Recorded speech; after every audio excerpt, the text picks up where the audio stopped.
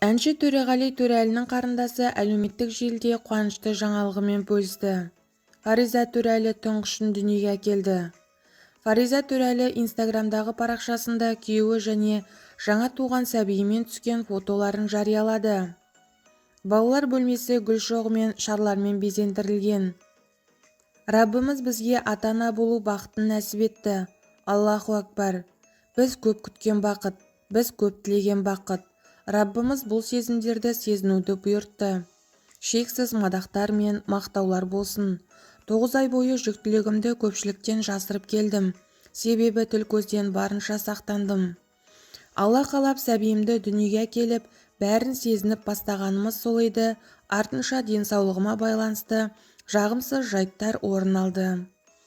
Жақындарымыз дайындалып перзентханадан шығарып алу үшін ұшып келгенде, дәл выписка күні анализ нәтижелері дайын болмай, шығармай қойған еді.